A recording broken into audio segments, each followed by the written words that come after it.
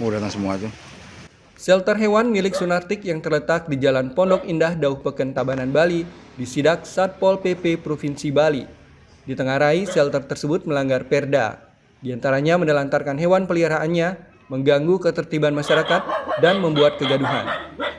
Akibatnya, Sunartik ditetapkan sebagai tersangka karena dianggap melanggar Perda Provinsi Bali tentang pemeliharaan hewan. Sementara pemilik shelter hewan Sunartik menyangkal kalau hewan peliharaannya terlantar dan membuat gaduh lingkungan di mana shelter berada.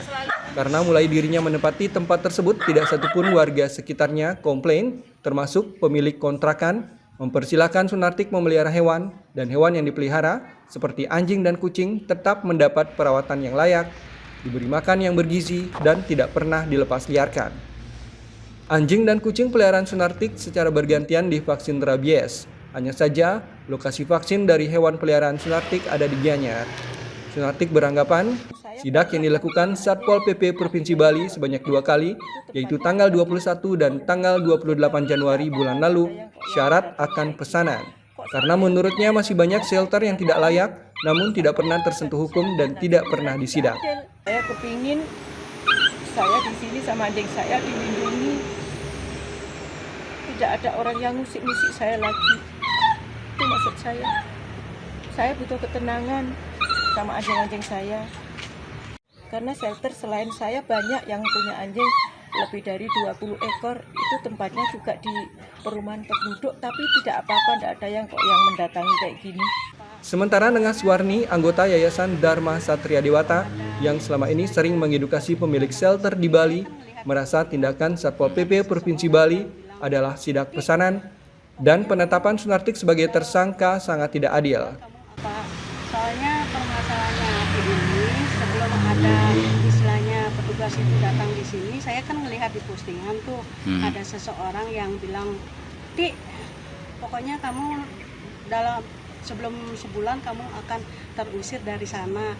Nah, setelah ada pembicaraan gitu di postingan, di komentar, ya selang 2 minggunya ya kejadian gini, kaget aja. Ternyata terbukti omongannya.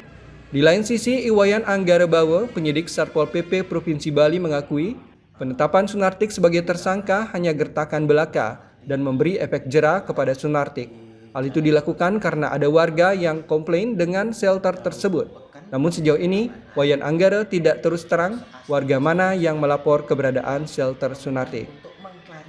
Diharapkan ke depannya pemilik shelter penampungan anjing yang akhir-akhir ini bisa dikategorikan marak dan ramai, mudah-mudahan kita tidak bisa mengandalkan hanya pemerintah.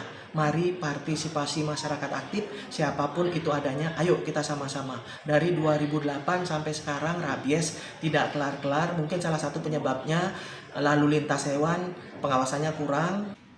Sebagai bentuk tanggung jawab, Senin 2 Januari 2026, dengan didampingi oleh anggota Yayasan Dharma Satria Dewata, Sunartik mendatangi kantor Satpol PP Provinsi Bali di Jalan Panjaitan Denpasar untuk memperjelas penetapan tersangka terhadap dirinya. Setelah Sunartik menjalani pemeriksaan selama 6 jam, akhirnya penetapan tersangka kepada Sunartik dicabut oleh Satpol PP Provinsi Bali. Laporan M. Hadin Samsudin, Tabanan, Garuda TV.